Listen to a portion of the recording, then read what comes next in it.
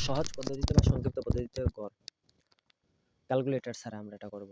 আমরা তো আগে অনেক পদ্ধতিতে গড় করছি, এটা কি যে গাণিতিক গড় যেটা করছি সেটা বাদ দিয়েও আমরা আজকে শিখব সংক্ষিপ্ত পদ্ধতি বা সহজ পদ্ধতিতে গড়। তো সহজ পদ্ধতিতে গড় করতে গেলে আমাদের 5টা ধাপ অতিক্রম করতে হবে। প্রথমে মধ্যমান নির্ণয় করতে হবে। মধ্যমান কি? মধ্যমানটা হলো শ্রেণী ব্যাপ্তি যে সংখ্যা দুটো থাকে সেই দুটোর যোগফল ভাগ 2, অর্থাৎ শ্রেণী ঊর্ধ্বমান এবং শ্রেণী নিম্নমান। ঊর্ধ্বমান এবং শ্রেণী নিম্নমান এই দুটার গড় করতে হবে। ঊর্ধ্বমান যেটা থাকবে এবং নিম্নমান যেটা থাকবে দুইটা যোগ করে 2 দিয়ে ভাগ দেবো, তাহলে আমাদের মধ্যমান বের হবে। আনুমানিক গড় আমরা যে কোনো ইচ্ছা মতো একটা গড় ধরতে পারবো, অর্থাৎ মধ্যমান থেকে একটা গড় ধরে নেব, সেটা আনুমানিক গড় আমরা সেটা হিসাব করব। ধাপ বিচ্যুতি এটা নতুন একটা বিষয়, এটা সাধারণত গাণিতিক গড়ে এটা থাকে না। ধাপ বিচ্যুতি আমাদের নির্ণয় করতে গেলে ধাপ বিচ্যুতিকে ইউআই দ্বারা প্রকাশ করতে হয়। এখানে ইউ দ্বারা ধাপ বিচ্যুতিকে প্রকাশ করা হয়, আর এটা হলো আয়তম শ্রেণীর ধাপ বিচ্যুতি নির্ণয় করেছে, এই জন্য ইউআই। তো ইউআই নির্ণয় করতে গেলে আমাদের মধ্যমান এক্সআই অর্থাৎ আয়তম শ্রেণী মধ্যমান, তাহলে এক্সআই বিয়োগ এ, অর্থাৎ আমাদের মধ্যমান থেকে আমাদের যে আনুমানিক গড়টা বাদ নিব, আনুমানিক গড় একটা ধরবো, সেই আনুমানিক গড়টা বিয়োগ দেব। মধ্যমান থেকে আনুমানিক গড়টা বিয়োগ দিয়ে যে বিয়োগফল বের হবে তাকে এইচ অর্থাৎ শ্রেণী ব্যাপ্তি, অর্থাৎ শ্রেণীর ব্যাপ্তির ঊর্ধ্বমান এবং নিম্নমান এর মাঝে যে পার্থক্য সেটা হচ্ছে আমাদের শ্রেণী ব্যাপ্তির যেটা আমরা বলে থাকি শ্রেণী ব্যাপ্তির যেটা পার্থক্য সেটা এইচ।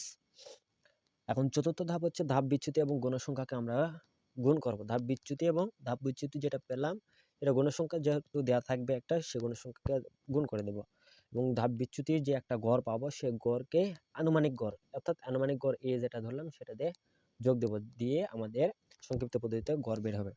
তো এখানে একটা সূত্র আছে, এই সূত্রের মাধ্যমে আমাদের এই গড়টা পাবো এক্স বার, অর্থাৎ এখানে নির্ণয় গড়। এই সূত্রটা আমরা মনে রাখবো যে সামেশন এফআই ইউআই, অর্থাৎ সামেশন এফআই ইউআই বলতে এখানে বোঝাচ্ছে যে ধাপ বিচ্যুতি গড়, অর্থাৎ আমাদের যে আমরা এখানে বের করলাম ধাপ বিচ্যুতি এবং গণসংখ্যা, সেই দুটো গুণফলকে আমরা যোজিত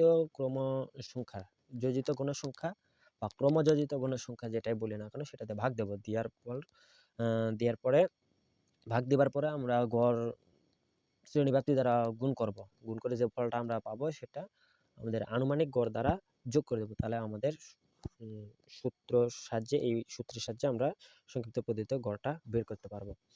তো আমার হয়তো এই কথাগুলো বোঝা যাবে না, আমরা একটা প্র্যাকটিস করি তাহলে আমরা খুব সহজে অঙ্কটা করতে পারবো। একটা অঙ্ক আছে, অঙ্কটা হলো সংক্ষিপ্ত পদ্ধতিতে গড় শ্রেণী ব্যাপ্তি দেওয়া আছে, গণসংখ্যা দেওয়া আছে। তো এরকম একটা ছক আঁক নেব। আমরা ছক আঁকানোর ক্ষেত্রে লক্ষ্য রাখবো কতটি ঘর আছে, 1টা 2টা 3টে 4টা 5টা 6টা 7টা 8টা ঘর আছে। 8টা থেকে 2টা আমাদের বেশি নিতে হবে, অর্থাৎ এই ঘরটা এবং এই ঘরটা, এই 2টা ঘর আমাদের বেশি নিতে হবে। এই ঘরটা বেশি নিতে হবে, মাঝখানে 8টা। আমি ছকটা এঁকে নিছি। এখন মধ্যমান কিভাবে নির্ণয় করব, যে 6 আর 2 যোগ করব, 6 আর 2 যোগ করে কত হবে 8, 6 আর 2 যোগ করে এখানে আমাদের 8 আসছে। 8কে 2 দ্বারা ভাগ করলে আমাদের কত আসবে 4, তাহলে এখানে 4। এখানে দেখি 6 আর 10 যোগ করে কত হচ্ছে 16, 16কে 2 দ্বারা ভাগ করব, কত আসবে 8। তাহলে এখানে দেখি একটা ধারার কাজ করেছে, 4 2 গুণ 8, তাহলে 8 গুণ 2 16, সরি 16 আসবে না, তো 4 দ্বারা যোগ হয়ে যাবে 14, 12 আসবে এখানে, সরি 12 আসবে, 4 4 করে যোগ হয়ে যাবে। 12 আর 4 16, 16 4 20, 20 আর 4 24, 24 4 28, 28 4 32।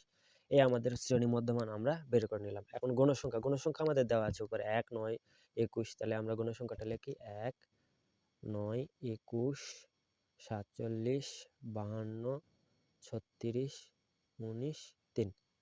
তো আমরা এখানে বের করলাম। এখন ধাপ বিচ্যুতি আমরা এইভাবে আমরা বের করব, যে xi একটা ধরবো, এখানে আনুমানিক গড়টা যে কোনো একটা জায়গা ধরতে পারো। আমি আনুমানিক গড়টা এখানে ধরলাম এ দিয়ে রাখবো, এটা এখানে এ দেব, অর্থাৎ আমি আনুমানিক গড়টা ধরলাম এই 20 কে আমরা আনুমানিক গড় ধরলাম, 20 কে আমরা ধরলাম আনুমানিক গড়।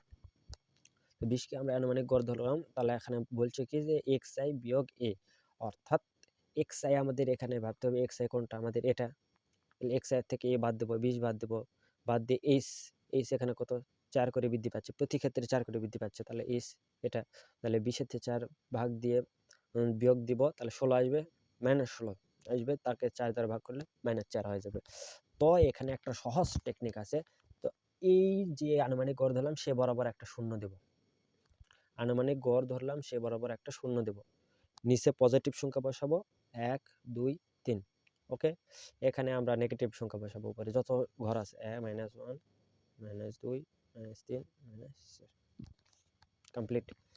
এটা একটা এখন গুণ করব, 4 -4, 3 9 27 -27, 21 2 42 -42, 47 -47, 0 36 একে 36 একে 36, 19 দুগুণে 38, 3 তিরিকে 9।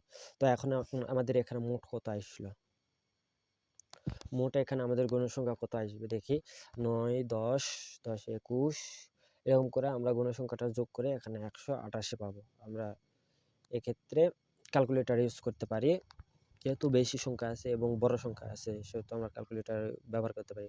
ক্যালকুলেটর যদি ব্যবহার না করি সরাসরি কেউ গুণে করলে করতে পারে। তো এখানে আমরা কাজ নেই, এখানে আমাদের এখানে কাজ আছে, এটা যোগ করে যোগ বিয়োগ আমরা করে ক্যালকুলেটর দ্বারা পাবো 37 -37, এটা আমাদের ধাপ বিচ্যুতি। তো এখন আমরা গড় নির্ণয় করব, তাহলে গড় কত আসবে, গড় এক্স বার সমান সমান a plus summation f i u i ভাগ এন গুণন এইচ, এই বলে রাখা ভালো, এনটা হলে এটা, এন সমান সমান 188। তো এখানে মান আমরা বসে দিই, এ সমান কত ধরছি 20 যোগ summation f i u I, এখানে কত আসছে -37 ভাগ এন কত 188 গুণন এইচ কত 4।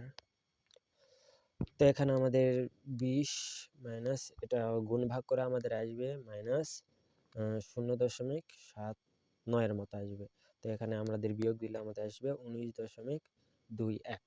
তো 19.21 আসলো, এটা কি আমাদের সঠিক হয়েছে? আমরা এখন দেখবো গড়টা কোথায় আমরা ধরছি, এখানে ধরছি। এটার শ্রেণী ব্যাপ্তিটা দেখবো 18 থেকে 22 এর মধ্যে। তো 19.1 18 থেকে 22 এর মধ্যে নিশ্চয় আছে, এখানে নেই তো। 20 থেকে 26 এর মধ্যে আছে না, 14 থেকে 18 এর মধ্যে আছে না, এখানে কম এখানে বেশি আছে। তো 18 থেকে 22 এর মধ্যে আমাদের 19 গড়ের মানটা আছে। যখন অঙ্ক শেষ হবে তখন তোমরা অঙ্কটা মেলানোর জন্য, অঙ্কটা আমার সঠিক হয়েছে কিনা সেটা দেখার জন্য তোমরা এভাবে চেক করতে পারো। কিভাবে, তো এই সংক্ষিপ্ত পদ্ধতিতে গড়ের ক্ষেত্রে এই উত্তরটা যেটা পাবো সেটা আনুমানিক গড়ের মাঝখানে শ্রেণী ব্যাপ্তিতে থাকবে, আনুমানিক গড়ের মাঝখানে শ্রেণী ব্যাপ্তিতে থাকবে। এটা যদি সঠিক হয় তাহলে আমাদের অঙ্ক সমস্যা নেই, অর্থাৎ অঙ্কটা ওকে, অঙ্কটা এখানে আমরা পাবই। তো এই যে সংক্ষিপ্ত পদ্ধতিতে গড়, এই অঙ্কটা আমাদের এসএসসির জন্য 100% আসবেই, 100% আসবেই। সো এটা খুব গুরুত্ব সহকারে অঙ্কটা করবা। তো নেক্সট আমাদের মধ্যক প্রচুরক শিখব। এই তিনটা পড়লে আমরা 10, অর্থাৎ এই অধ্যায়ে 5টা টাইপ, আমাদের মোট 5 থেকে 6টা টাইপ করলে আমরা 10 মার্কস কমন পাবো লিখিততে। ধন্যবাদ সবাইকে।